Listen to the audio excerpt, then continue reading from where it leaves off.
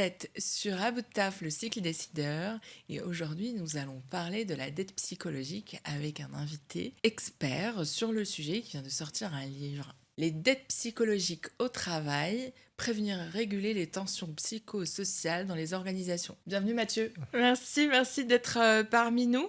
Est-ce que tu peux nous expliquer déjà comment t'es venu ce concept dans ta vie professionnelle et comment tu en es arrivé à conceptualiser cette notion-là. Alors, c'est une longue maturation sur plusieurs années. Ça fait 24 ans, moi, que j'interviens dans les organisations.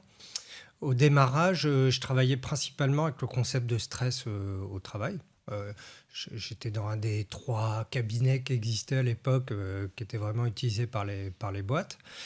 Et je trouvais qu'il y avait des limites à une approche qui était quand même particulièrement individuelle.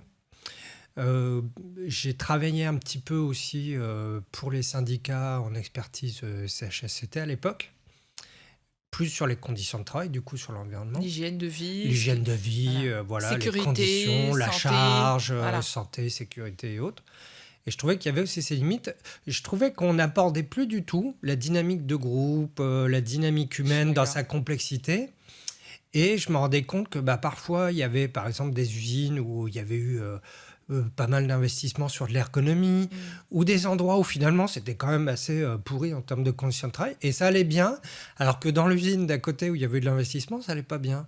Et on se rendait compte que les enjeux relationnels, l'histoire, qu'il y avait aussi une sorte d'inconscient collectif qui agissait, et dans la littérature, je trouvais des concepts des années 70 et autres, mais il n'y avait plus grand-chose. Donc j'ai commencé à creuser, et étant formé aussi aux thérapies familiales, j'ai fait des liens en fait avec ce qui se passait, en partant de l'idée que c'est un système social, un système relationnel, une organisation.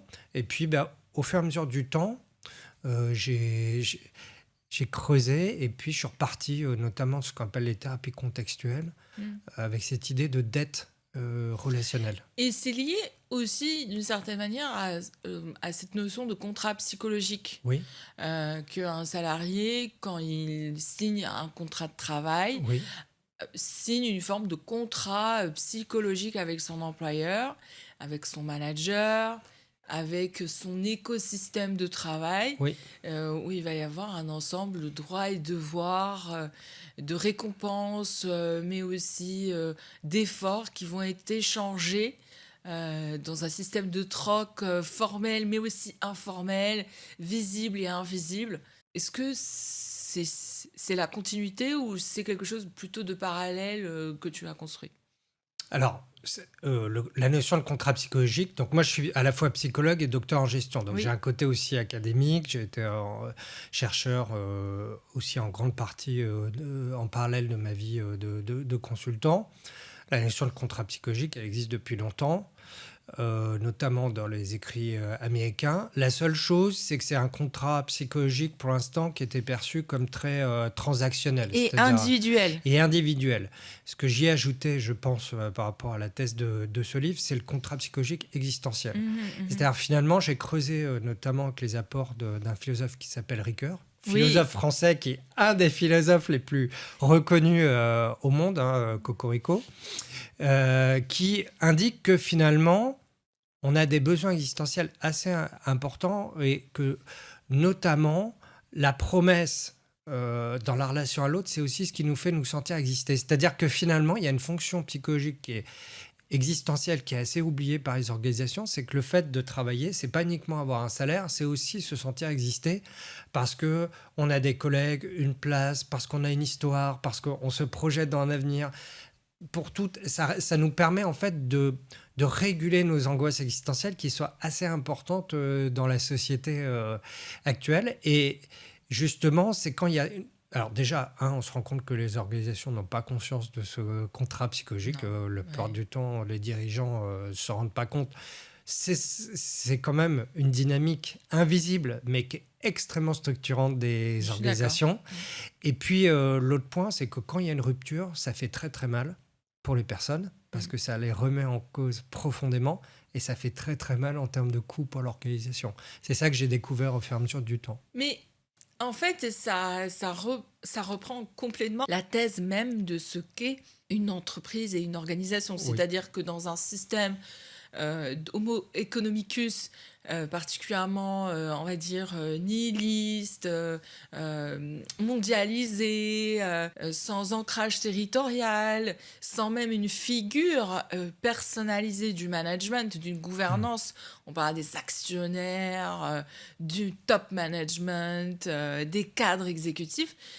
En fait, ta thèse de ces angoisses existentielles ou de ces insécurités existentielles, ça revient à rabattre complètement les cartes de ce sur quoi aujourd'hui est basée, on va dire, l'organisation globale versus une organisation plutôt locale d'une PME ou d'une ETI qui va avoir l'antithèse en fait de ce regard-là qui est particulièrement désincarné. Est-ce que tu vois, toi, ces deux tensions-là ou finalement, c'est pas une question de nature organisationnelle, c'est plutôt une question de gouvernance?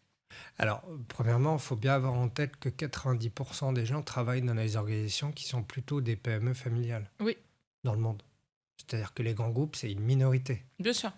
Donc ça, c'est important. Dans le monde. Dans le monde. Ah oui, c'est pour ça. Et Non, mais c'est-à-dire que dans certaines économies, il y en a plus que dans d'autres. mais même en Voilà. France, moi j'habite à Rennes, en région. C'est un beau tissu économique très beau local. tissu, mais c'est beaucoup des PME, Oui. même des ETI.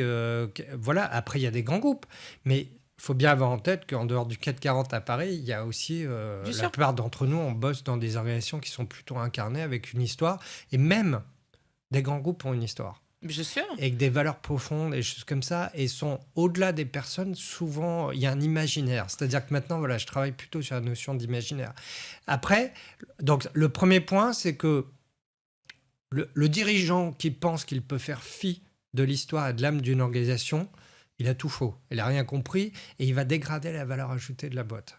Parce que 50% de la valeur ajoutée d'une boîte, c'est son âme, c'est ce qui fait que ça crée de l'engagement, de la créativité. Et moi, ce que j'ai vu, c'est que quand les boîtes perdent leur âme et deviennent des entreprises fantômes, elles perdent énormément en valeur ajoutée. Énormément.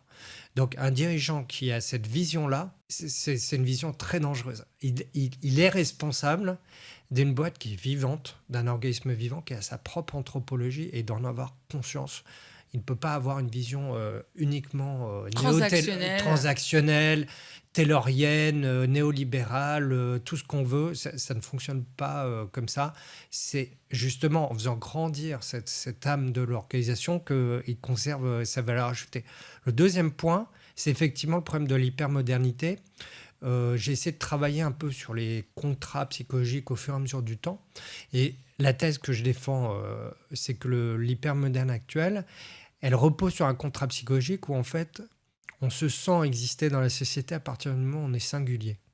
C'est-à-dire que c'est ça qui a changé. Oui. Avant, on a eu à peu près post, on va dire, révolution, c'était le bon citoyen, camarade, celui qui avait voilà, enfin, il y avait le côté républicain, celui qui allait au combat, l'officier et autres. Après, on a eu l'homme organisationnel. Nous, nos parents, ils viennent un peu de cette génération, être cadre, avoir une maison, une voiture.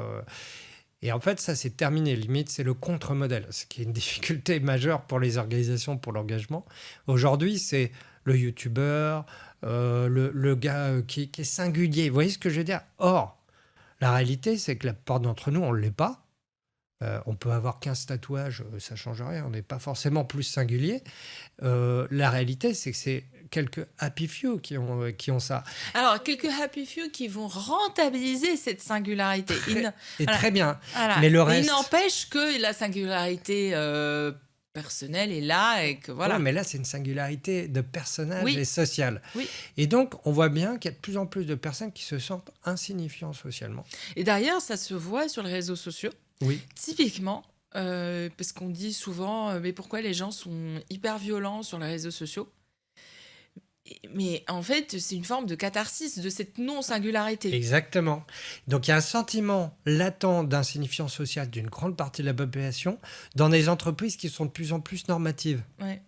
Donc, on normalise tout avec des gens qui veulent de plus en plus singulariser. Mm. Tu vois le Oui, gap? oui. Et donc, c'est un terreau majeur. Donc, en plus, si tu leur proposes pas une âme et un imaginaire, où ils ont l'impression d'être dans une histoire, un truc qui les fait vibrer dans une organisation, bah, très très vite, tu crées une frustration et une rupture du contrat existentiel. Et on est prêt à mourir pour des enjeux existentiels. Faut l'avoir en tête. On n'est pas qu'un être d'adaptation. On est de plus en plus dans un monde de croyances exprimées et qui veut aider un monde de croyances qui veulent être respectées. Oui, parce qu'en fait, et elles ont une fonction psychologique très claire, c'est qu'il y a l'idée d'être de ceux qui ont compris. Donc, je fais partie de cette singularité parce que moi, j'ai compris qu'à la fin du monde, que les Martiens, ils allaient débarquer, qu'il y avait un complot Que la mondial. santé mentale est importante plus que tout. Enfin, à chacun son mode de croyance et ses Ou priorités. que je suis hyper neurodivergent sur Oui. ce qu'on veut parce que ça me donne le sentiment d'être Exactement. je suis à part. Donc on voit bien en fait que ce côté je suis à part, il est partout. Et les organisations, elles, parce que notamment avec la mondialisation, les chaînes logistiques, le fonctionnement, l'importance de l'hyperqualité, de la maîtrise des Just in coûts, time.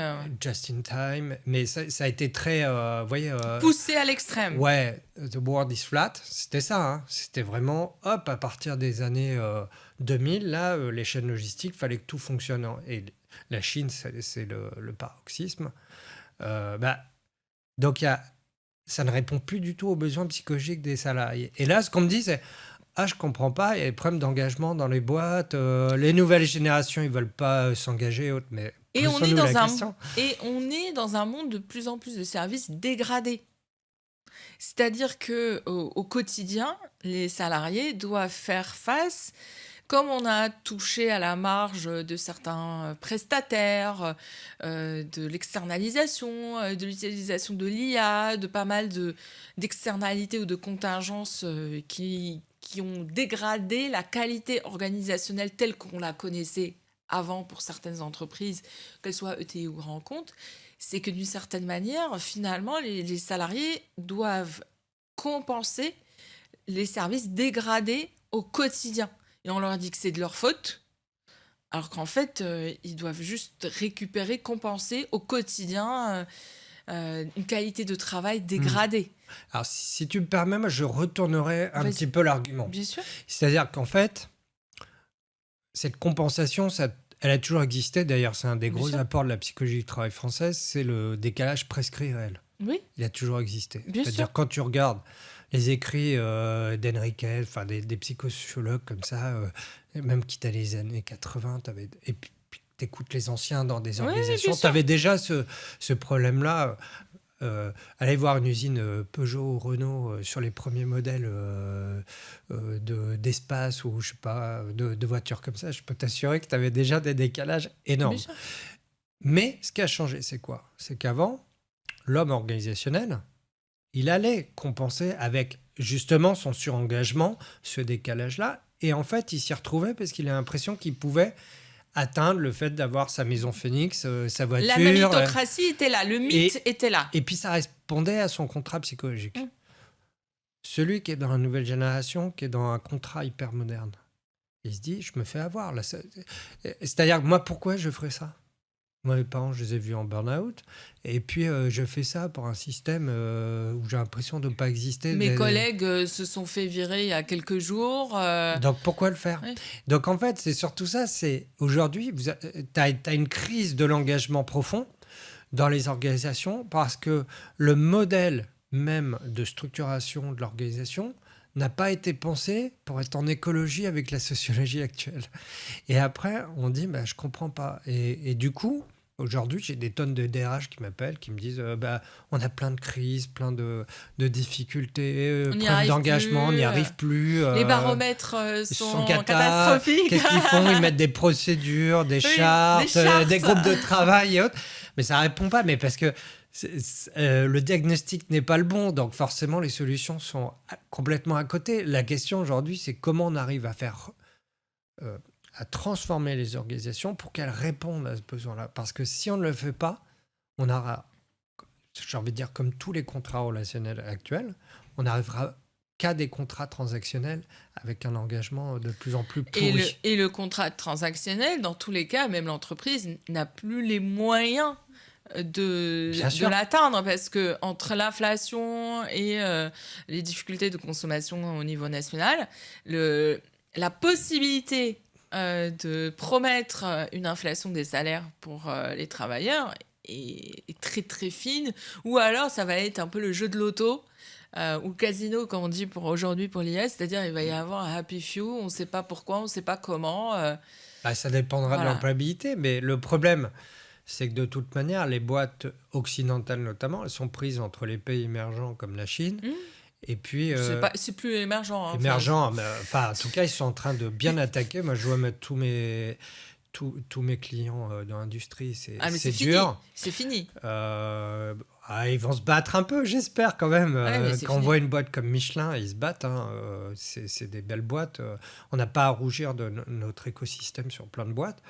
Mais c'est vrai qu'on ne peut pas faire des promesses transactionnelles qui sont hors de propos. Donc la question, c'est comment on offre autre chose. Mais on remarquera que dans tous les contrats relationnels, que ce soit le couple, amicalement, ça fonctionne aussi de plus en plus comme ça. Et ce qui est marrant, j'ai vu ça il y a quelques semaines, qu'apparemment en Chine, il y a eu, alors je ne sais pas dans quelles conditions exactement, parce que c'est compliqué de comprendre même leur système juridique, il y a eu une jurisprudence qui considère qu'il ne faut pas virer.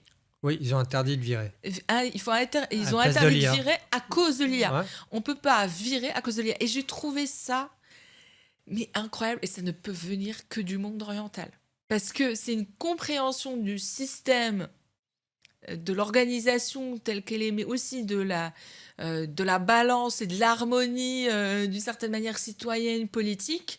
Ils ont compris que, et pourtant c'est un pays qui est hyper moderne aujourd'hui, dans certains excès jusqu'à la robotique, pour réguler le feu de circulation, et dans les usines bien sûr, et dans pas mal de circonstances, mais qu'ils aient eu l'intuition, ou je sais pas dans quelles circonstances ils ont pris cette décision. J'ai trouvé ça mais d'un avant-gardisme assez incroyable.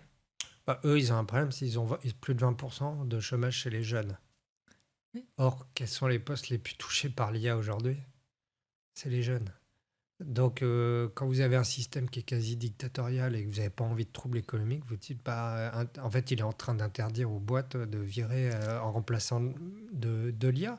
Mais on va peut-être venir... Il y avait des lois qui étaient un peu similaires sur les robots il y a très longtemps, oui. En Europe. On aura peut-être ces questions-là. Moi, aujourd'hui, j'ai plein d'entreprises qui sont en train de me dire que 20 ou 30% de tout ce qui est gestion, ressources... Oui, support, toutes les fonctions support. Va être externalisé. Oui. Ça aussi, ça va être une question. Parce que ça nous dit quoi ?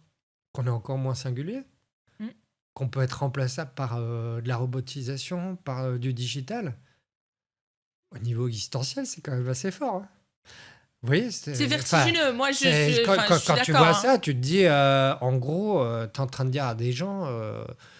qui ont étudié, donc à quoi ça sert d'étudier, qui ont travaillé avec de l'expérience, donc à quoi ça sert de travailler. Donc c'est effectivement un choc psychologique. Ça s'accompagne, quoi. Voilà. En tout cas, je trouve que le contexte actuel, il est extrêmement...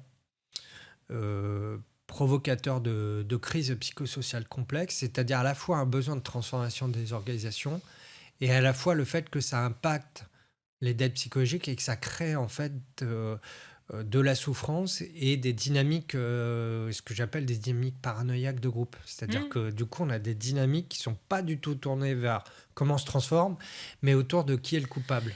Pareil, bouc émissaire. Exactement.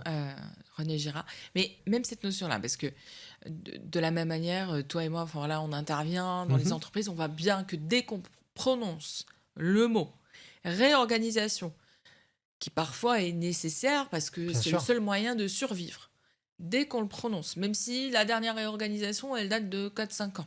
Donc ça, c'est ce qui est sur un plan aujourd'hui réaliste, plutôt optimiste et bon signe de faire une réorganisation tous les 4-5 ans, alors qu'aujourd'hui, c'est plutôt tous les 2 ans. Voilà. Je suis d'accord. Voilà. Et donc, Dans certaines organisations, on voit bien que maintenant, dès qu'on prononce le mot, on dirait que c'est un réflexe pavlovien, paranoïa. On vient nous chercher, notre travail va dans tous les cas être changé, alors que généralement, c'est plutôt pour préserver l'entité, l'emploi, pour faire en sorte que l'équipe ne soit pas externalisée. Qu'est-ce que tu proposes? Parce que honnêtement, moi, quand j'en parle avec les DRH, il faut arriver à trouver le discours le plus apaisant, mais en même temps le plus réaliste. Parce que c'est comme si on était obligé de mentir. Et c'est pas forcément bon de mentir pour les personnes et de les traiter comme des enfants et de leur dire que le Père Noël existe. Oui, alors ça s'appelle reculer pour mieux couler, hein, parce C'est que ça. faut dire la vérité. Bah, typiquement, tu as une organisation qui a besoin de faire une transformation. Typiquement, là, j'ai un client qui m'a appelé, la DRH, le président, avec la petite goutte sur le front, là, parce qu'il dit, bah voilà, nous, on est une boîte de 500 personnes. On a 100 personnes qui sont spécialisées dans du développement de logiciels. Ouh. Et avec, on est en train de faire une IA maison. On s'est rendu compte qu'il nous faudrait peut-être que 10 personnes maintenant. Oui. Qu'est-ce qu'on fait? Bon, eh ben, déjà, en fait, tu as deux choix dans cette situation-là. Soit tu fais un changement descendant, c'est-à-dire que tu as le DRH avec son comité de direction qui décide et qui impose le truc, Voilà. et pan. Voilà, et les gars, ils sont pas impliqués là-dedans. Soit on crée un espace où on dit, voilà, il y a cette situation, Et qui vous en touche pensez quoi? tous les Voilà métiers. les options, Ouais. qui va toucher tous les métiers. Comment on se transforme, qu'est-ce qu'on en fait, et on discute avec eux, et on se dit, voilà, qu'est-ce qu'on a vécu, qu'est-ce qu'on est en train de vivre aujourd'hui. Même si on doit se séparer de certaines d'entre vous, qu'est-ce qui vous rendrait quand même fier d'avoir réalisé, même y compris dans la séparation? C'est-à-dire, on se met autour du feu et on discute.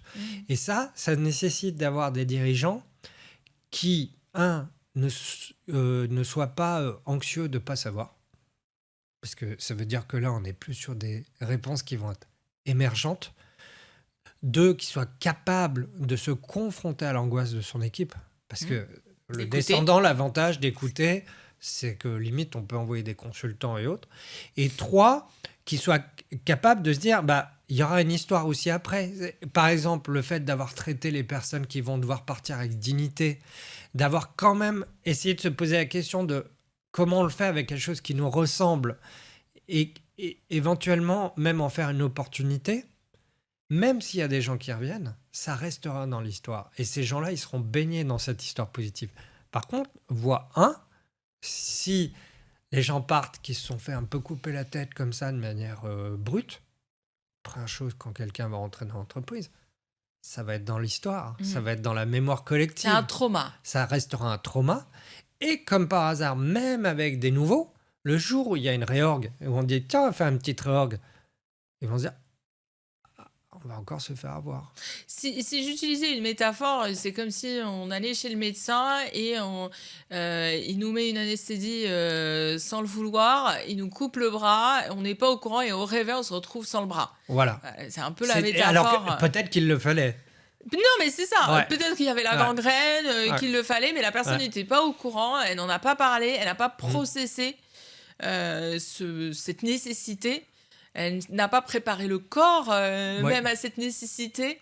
Elle n'a pas dialogué avec elle-même dans la conscience de préparer son psyché. Mais est-ce que... Enfin, moi, je suis tout à fait d'accord. Hein, je le constate et dans tous les cas, ce que je vois dans la réalité de ces transformations, c'est qu'il faut accepter qu'une entreprise ou une équipe, pendant un moment, n'atteigne pas ses objectifs parce qu'elle va être occupée à faire ça. Et que la part d'exécution, même si c'est 2 mois, je schématise, même si c'est 3 mois, ou 1 fois par mois, mais il faut arriver à investir ce temps-là en se disant, pendant ce coût d'opportunité-là, je fais ça. Oui, je ne vais pas aller chercher mes clients, je ne vais pas aller faire de l'obsolescence, gagner en compétitivité ou je ne sais pas, technologique, je vais rater des opportunités, mais c'est nécessaire pour mon avenir et pour ma survie. Et ça, cette réalité-là, elle est difficile à accepter pour pas mal de dirigeants, d'accepter ce FOMO-là, ce Ouais. fear of missing out. Ouais.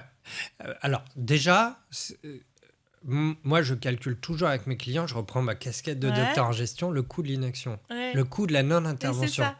Et on voit qu'il est toujours Faramineux. faramineux par rapport au coût de l'intervention. L'autre point, c'est que quand on ne fait pas ce travail-là, toutes les dynamiques que ça crée, collectives, individuelles, les coûts cachés, Catastrophique. en fait, Ça empire. c'est bien pire en termes Les de ce rumeurs. qu'on a gagné. Non, mais Les rumeurs. les ruminations, les rumeurs, les pertes d'opportunités. De réputation. Et puis, une transformation n'est pas un problème technique, c'est un problème adaptatif de l'organisation. Elle nécessite de l'intelligence collective. Par exemple, l'IA, penser que c'est un problème uniquement technique, c'est une erreur. Parce qu'en fait, personne n'est capable de penser tout seul. C'est pas le DSI qui pense l'IA, c'est pas le DRH qui pense l'IA, c'est tout le monde. Et pour créer de l'intelligence collective, il faut se mettre autour du feu. C'est la différence entre le bateau qui boule, ça c'est un problème technique, il faut mettre de l'eau, le capitaine il peut gueuler sur tout le monde, et on a, le bateau a coulé, on est sur une île déserte. Bon, maintenant, il va falloir décider est-ce qu'on construit le radeau ou pas. Ben, ça peut être ça, ça peut être se dire on reste là, on fait 2 groupes, on construit un truc pour qu'on nous voit de l'extérieur. Il peut y avoir plein de sens et rien n'est mauvais. Par contre, la question c'est que le leader, son job, ça va être de faire en sorte qu'il n'y ait pas de déliaison, qu'il y ait du collectif, qu'on se mette autour du feu et qu'on discute, qu'on construise du sens, le sense making. Et si ça c'est pas fait, impossible de pouvoir faire face à cette situation qui est ambiguë, qui est incertaine, qui est profonde en termes de transformation. Et aujourd'hui, par exemple, dans les crises, on se rend compte que la plupart du temps, les dettes psychologiques, elles reviennent quand il y a ces transformations adaptatives qui n'ont pas été pensées et que la méthodologie de changement n'a pas été la bonne, justement, elle a été technique, descendante, par petits groupes dans les organisations. Ça revient à ma question, c'est que est-ce que tu considères que du coup, des années de RPS ont été un dead end, une impasse? Pas complètement, parce que quand même par rapport je fais partie un petit peu des anciens maintenant. Oui, Ces c'est pour ça que je te pose questions-là, la question. c'était vraiment... Non, mais il y avait une urgence à il y avait procéder. une urgence, il y a eu quand même des choses et les chiffres sont plutôt bons. Après, je pense Très qu'effectivement, individuel. c'est très individuel et surtout très de surface et technique. C'est-à-dire que Et- maintenant, on est sur le DUER, on fait un peu semblant et par contre, on ne soigne pas l'organisation. C'est bureaucratisé, c'est individualisé. Et aujourd'hui, c'est pour ça que j'en parle de Ouais. cette manière-là et je voudrais avoir ton avis. C'est qu'aujourd'hui, même les startups s'en ont emparées et qu'il y a une forme de RPS 2.0 Oui, de masse, oui. une massification de la formation, de la sensibilisation, de la promotion, mais qui du coup amène à une forme de nihilisme, d'un sentiment de blasé face à ces réparations-là qui étaient nécessaires, mais qui du coup deviennent de la consommation. C'est ce que je veux dire. Alors, je pense même que c'est surtout de l'externalisation des risques Oui, psychosociaux. bien C'est-à-dire que l'avantage de toutes les boîtes qui font du volume, en fait, ces questions-là, c'est qu'elles ont permis d'externaliser le risque, notamment juridique, et de l'individualiser, effectivement. Et on voit que ça ne fonctionne pas, que c'est très peu utilisé, que ça coûte assez cher pour les boîtes. Mais c'est vrai que vous avez une boîte avec 10 000, 20 000, 30 000, 100 000 salariés, à un moment, il faut bien aussi avoir des solutions qui permettent d'être homogènes un peu partout. Je peux comprendre. La question, c'est que je pense que le marché, il s'est segmenté. C'est-à-dire qu'aujourd'hui, on se rend compte que des consultants comme moi, on n'est pas beaucoup, par exemple, Midori Consulting, on est plutôt sur le haut du panier, entre guillemets. C'est de l'artisanat. C'est de l'artisanat haut de gamme sur des interventions c'est pour ça. très complexes, de crises psychosociales complexes. On va pas faire du digital là-dessus. Oui, Non, dans tous les cas, et les c'est boîtes, impossible. elles nous utilisent autant que des cabinets plus classiques en volume. Mais effectivement, c'est pas du tout le même point. Mon reproche, c'est plutôt le fait qu'on a créé une forme de rente à un marché Ah bah oui. qui fait du coup son business. Moi, je n'ai rien contre le business. J'adore ça. J'aime beaucoup faire le business. C'est pas le sujet. Mon point, c'est que c'est le flux de rente. Comme c'est obligatoire. Mais c'est fini. Voilà. C'est comme sur le coaching de masse. Voilà. On est sur C'est une bien mon fin point. C'est une fin de règne. de vague. Voilà, Là, le- on va passer à autre chose. Voilà, le marché a été Ouais. star, en particulier Ouais. pendant le Covid. Et que là, bon, bah, c'est en train de faire Ouais. fiou. Je serais dirigeant Voilà. de ces cabinets-là avec en plus tous les coûts fixes qui se sont mis en place. Je dormirais pas la nuit. Hein. Voilà. Sincèrement. Donc, je pense qu'on va avoir des rachats, Et le des marché va se rapprochements, consolider. il va se consolider. Et après, les boîtes, ce qu'elles sont en train de chercher, c'est des intervenants de haut niveau pour faire de la psychologie des organisations, c'est-à-dire être capable de faire des interventions en groupe large qui soignent l'imaginaire et l'inconscient collectif des boîtes. Parce que justement, c'est ça qui fait que dans la durée, il y a de l'engagement, il n'y a pas de crise, et puis d'accompagner aussi les dirigeants, les managers, les élus, tous les acteurs autour de ces questions-là, mais avec une autre grille de lecture. Mais comment éviter les bullshitters? Parce que, honnêtement, c'est des sujets qui semblent, on va dire, accessibles comme ça. Alors que c'est de la science, c'est technique, c'est de la pratique, c'est de l'expérience, c'est de l'écoute. Enfin, il y a tout un Alors, volume d'heures de travail Le à Québec faire. a trouvé la solution. Oui. Faut faire partie d'un ordre. D'accord. Ok, et la plupart des Une intervenants, corporations, ouais, mais avec des critères Oui, qualité, voilà, un nombre de bien sûr. formations. Le minimum au Canada, la plupart du temps, c'est un doctorat. Oui. C'est Mais- quand même pas la même chose, et avec une pratique. Donc aujourd'hui, effectivement, quand je vois parfois sur LinkedIn, j'ai des gens qui se mettent en lien avec moi. Quand je vois rien que le titre, je comprends rien. Enfin, ils font du biofeedback neurodivergent. Si on met un pot de citron, ça va mieux. Enfin, c'est ça. Hein. Enfin, et je me dis, il y a des clients qui payent pour ça. Voilà, mais c'est pas grave. Oui, pas mais grave. en fait, c'est ça qui est intéressant, c'est qu'en fait, tu prends du placebo, quoi.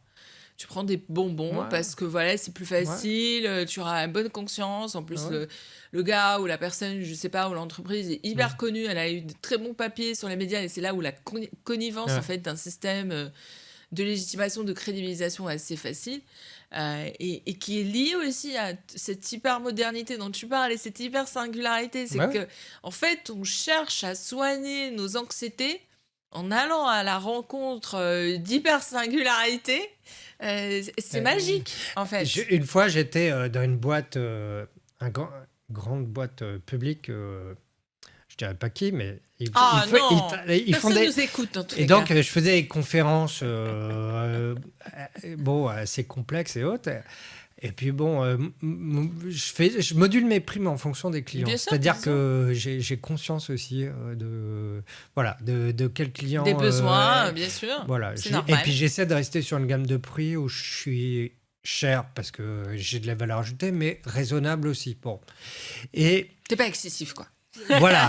Donc par exemple, je faisais une conférence pas trop chère et autres. Et puis il me dit, mais Mathieu, le patron me dit, c'est vraiment pas cher parce que j'ai fait intervenir ce gars-là là, qui est un ponte de la psychologie, qui a écrit plein de bouquins et tout ça, avec ses collègues et autres. Il parle du bonheur.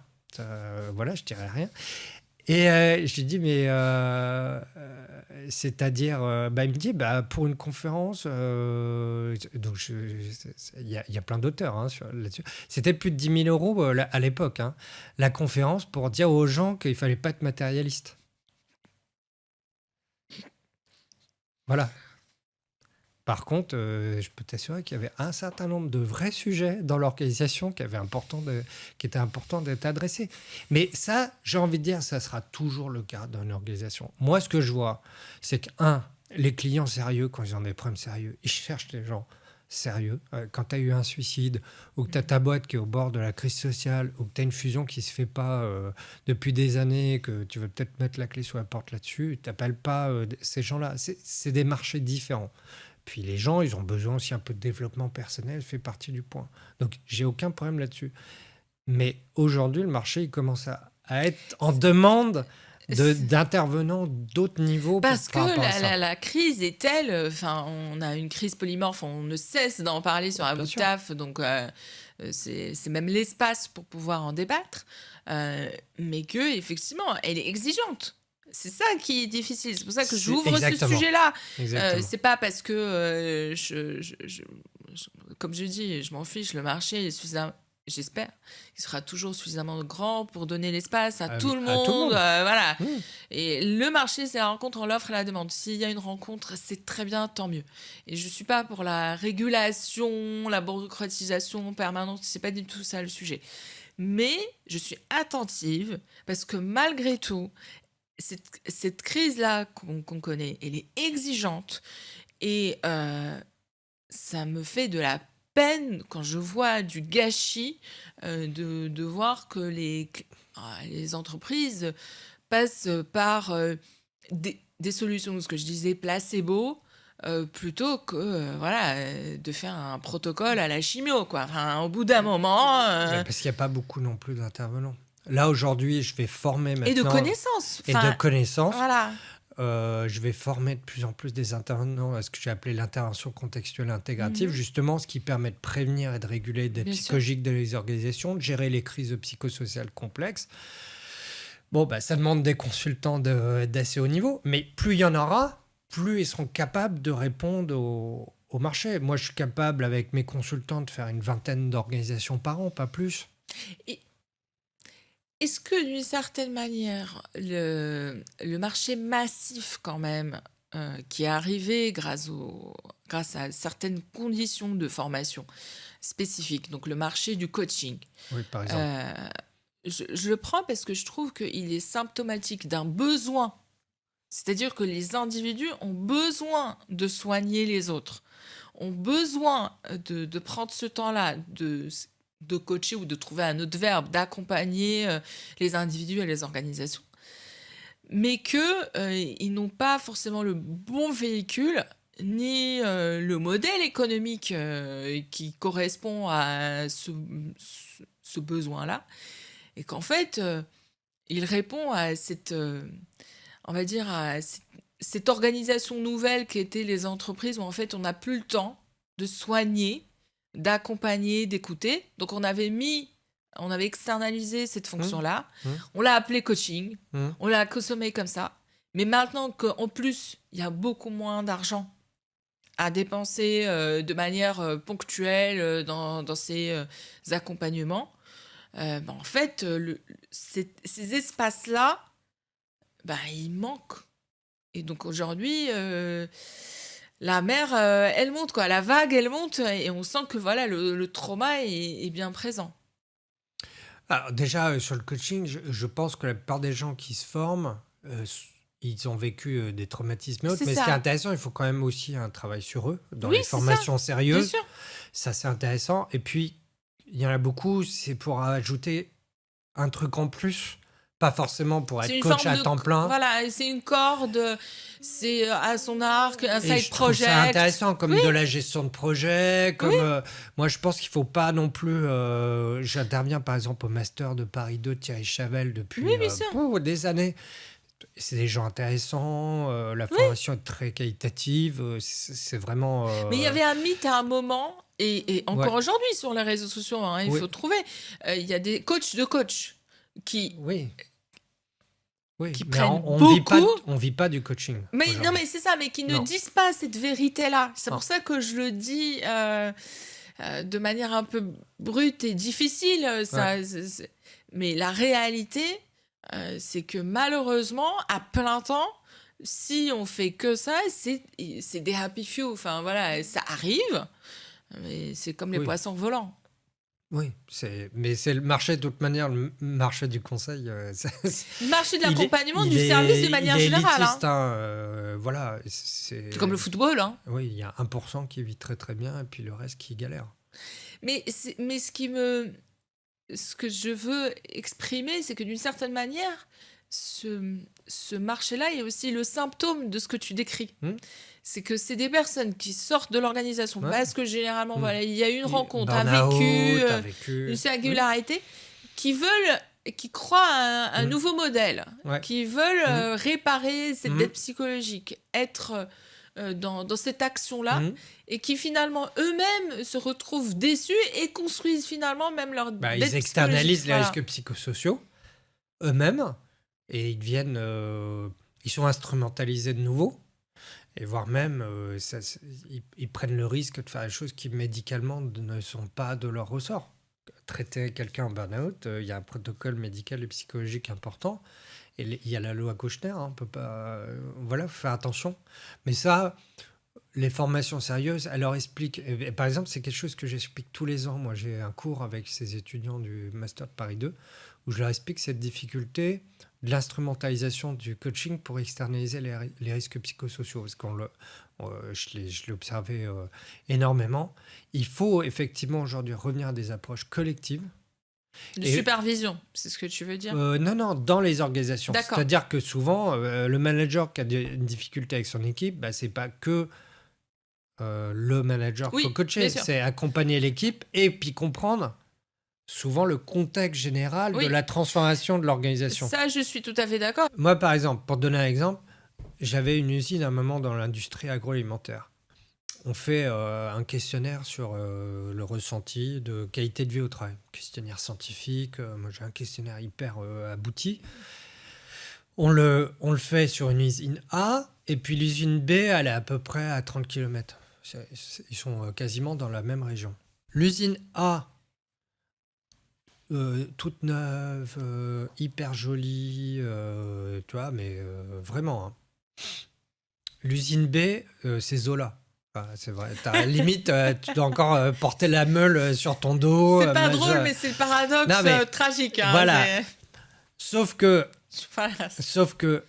ceux de l'usine A se sentent moins valorisés parce que les horaires ne sont pas les mêmes que l'usine B. Et le patron me dit, mais Mathieu, j'ai fait 6 millions d'investissements sur l'ergonomie. Et les gars, ils sont pas contents. Et j'ai cru qu'il allait pleurer. Et la boîte d'à côté, où il n'y avait eu aucun investissement encore, c'était prévu, mais ils étaient plus contents parce qu'ils se sentaient valorisés. C'est-à-dire que ça, il faut bien l'avoir en tête, c'est que c'est important de travailler sur la prévention primaire, la condition de travail. Mais en fait, c'est souvent ce que je dis. Tu as une famille dans le 16e où tout le monde se tape sur la gueule. Ils peuvent vivre dans un très bel appartement et partir au Club Med. Ça ne règle pas les problèmes. Par contre, ça fait que c'est encore moins discutable. Tu vois ce que je veux dire ? C'est-à-dire, on ne règle pas des problèmes relationnels avec du matérialisme. On les règle sur du relationnel. Et est-ce que c'est pas le problème aujourd'hui, même du pays ? C'est-à-dire qu'on a d'une certaine manière une forme de confort de vie qui n'avait pas été atteint depuis un bon moment. Hein. Enfin voilà, si on prend les grandes, on va dire, les grands paramètres avec de la distance, on peut se dire que depuis les 30 dernières années, voilà, on est en temps de paix, on a une forme de confort, mais on n'a jamais autant parlé de mal-être. On n'a jamais autant parlé de désengagement, d'absentéisme, de burn-out. Et c'est le contraste, même avec des jeunes étudiants à chaque fois, et j'en parle à chaque fois ici, c'est que je vois bien qu'ils ont une forme de confort, même par rapport à des étudiants juste après la crise subprime. Et malgré tout, ils ne se sentent pas effectivement valorisés. Parce qu'il y a ce contrat d'hypermodernité sur la singularité qui fait que les gens se sentent dans une insignifiance sociale majeure, même s'ils ont du confort. C'est fou. Et c'est un enjeu existentiel. Alors, on ne répond pas à des enjeux existentiels par du confort. Voilà. Et maintenant, stop. Voilà, on finit, on arrête. On arrête taf. Mais oui, mais du coup, prenons un cas, je suis DRH. Elle a des objectifs. Elle a une formation de juriste. Qu'est-ce qui va faire le déclic pour régler autrement? Parce que la réalité, même moi, quand j'ai écrit le livre Manager les vulnérabilités en pratique, ce que j'ai identifié, c'est que d'une certaine manière, un peu intuitivement, soit le dirigeant ou le DRH avait rencontré dans sa vie une expérience, une spécificité qui va faire que, dans ce cas-là, si je prends ce cas-là, qui va comprendre intuitivement qu'on ne règle pas les problèmes que par la transaction. Soit, en fait, c'est le système qui l'a fait, c'est le diplôme, et là, il ne va pas du tout penser à ça pour régler la crise ou le caca nerveux que lui fait son équipe. A raison, hein, quand je dis ça de manière métaphorique, ça ne veut pas dire qu'ils ont tort, mais lui, il ne sait pas quoi faire. Enfin, il est en panique. Déjà, il cherche à gagner des parts de marché. Ses actionnaires l'embêtent avec ça. Tu sais, c'est quoi le plus grand risque de cette personne? Ouais. C'est de vouloir régler toute seule. Ah, mais bien sûr. Parce qu'en fait, on est sur un niveau d'expertise qui la dépasse. Être capable d'accompagner. Tu vois, par exemple, tu as une fusion. J'ai un de mes clients, c'est une fusion qui n'est pas faite depuis 13 ans, qui est en train de couler la boîte. OK? 13 ans. 2 ans d'intervention. Complexe. Plein de niveaux. Des séminaires de groupe, de l'individuel, du diagnostic, de l'accompagnement et autres. Impossible qu'un client soit capable de faire ça. J'ai une organisation là de 8000 personnes. Ils ont fusionné 3 entités qui ne fonctionnent toujours pas ensemble depuis 5 ans. C'est en train de les couler. Ouais, c'est terrible. La DRH, elle n'est pas capable de gérer ça toute seule. La question, c'est est-ce que le marché fait que, il y a déjà suffisamment d'intervenants pour être capable de gérer ce type de problème? Parce que c'est quoi la problématique? Il y a du ressentiment entre les différentes entités parce qu'il y en a qui se sentent valorisés ou pas. Même le bâtiment qu'ils ont construit pour faire le siège social, ils matérialisent cette histoire qui ne s'est pas faite. On parle de 8000 personnes. Ça a mis le bordel parce qu'ils doivent créer des produits en commun maintenant. Et en plus, ils sont en train de créer des business units qui vont être transversales à ces 3 entités. Et donc, leur plan stratégique ne fonctionne pas. Ils peuvent mettre en place ce qu'ils veulent au niveau technique. Le problème, c'est comment on arrive à faire en sorte que les entités retrouvent le sentiment d'avoir été écoutées dans ce qui n'a pas été, d'avoir un avenir commun. Tu vois ce que je veux dire?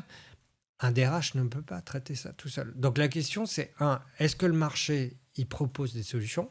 Et 2, est-ce qu'il y en a assez? Et 3, est-ce que les DRH sont capables d'entendre le type de spécialistes dont ils ont besoin? C'est pour ça que je remets la question sur le devant de l'épisode. C'est que d'une certaine manière, même les organisations ont des, on va dire, des COMEX qui sont construits sur la base de problèmes et qui datent d'il y a 20 ans. Il faut arriver aujourd'hui à constituer des COMEX pour pouvoir résoudre des problèmes beaucoup plus complexes que je vais changer de prix ou bien je vais ouvrir un nouveau marché en Inde.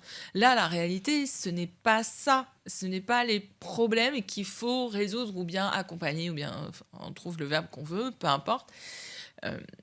Les COMEX eux-mêmes ne sont pas construits pour faire face à cette complexité-là. C'est ça qui m'inquiète. Et souvent, même avec des COMEX assez jeunes, on a des difficultés à faire passer les choses. C'est pas une question d'âge, voilà, c'est parce qu'en fait, croyance. Ils sont trop orientés sur le technique. Oui. C'est-à-dire, ils pensent qu'on peut régler les problèmes de manière uniquement technique. Si je reprends mon exemple, la fusion qui s'est mal faite entre 3 entités et qui doit fonctionner en business unit transversal. Qui est responsable de transformer ça au niveau du COMEX? Tout le monde. Qui est responsable au niveau des managers de transformer ça? Tout le monde. Et des salariés, tout le monde. En fait, c'est là où il faut aider nos clients à comprendre que dans ce cadre-là, c'est de l'intelligence collective, c'est de la psychologie des organisations. C'est quoi une psychologie des organisations? C'est, par exemple, une des entités qui a eu le sentiment de s'être fait avoir et où les gens... On parle de 1500 personnes, se sont construits contre le reste de l'organisation. Oui. Comment on produit de la valeur ajoutée? Comment on nettoie l'inconscient collectif d'une entité qui s'est construite là-dedans? Oui, mais en même temps, il n'y a pas de spécialiste dans les COMEX là-dessus. Et donc, ça veut dire que si on veut faire une transformation dans une organisation, il faut avoir un COMEX qui est transformationnel. Et effectivement, la plupart, ils sont transactionnels. Aujourd'hui, ils sont techniques. Mais je pense que ça va être le plus grand défi des années à venir parce qu'il y a un renouvellement des marchés qui s'opère et ça va demander, et c'est pour ça que je veux aller plus loin que la question de la compétence. Ça va demander de la vision, de l'intuition, même de la méditation dans le sens de la conscience, de réfléchir. Mais ça prend du temps. Ça prend du temps. Ça prend du temps et malheureusement... les questions vont devoir être résolues beaucoup plus rapidement, sinon ça va coûter plus cher. Dis-nous, comment tu es arrivé à ces différentes cordes à ton arc ton arc, parce que d'une certaine manière, toi aussi, tu as répondu à, on va dire, à cette vélocité, hyper-modernité, hyper-singularité de l'époque. Tu n'es pas un consultant classique, donc, je suppose que ça a dû être exigeant aussi de pouvoir le faire. Comment tu en es arrivé là? Alors déjà, moi, je suis très pluridisciplinaire dès la base. C'est-à-dire que je suis arrivé à la fac, je voulais faire déjà de la psychologie sociale. Tu vois, je savais déjà que je voulais faire ça parce que c'était ce qui me permettait de faire de la socio, de la psycho, de l'anthropologie. Et puis après, donc j'ai fait de la gestion. Après, tu sais, souvent la singularité, elle se construit à travers les rencontres. J'ai rencontré des personnes qui m'ont fait confiance, qui m'ont aidé. Tu vois, mon directeur de thèse, c'était Franck Bournois. Enfin, c'est comme ça que j'ai rencontré aussi Thierry Chavel. C'est des gens qui aussi savent penser out of the box, tu vois. Donc ça m'a amené à faire des choses très intéressantes.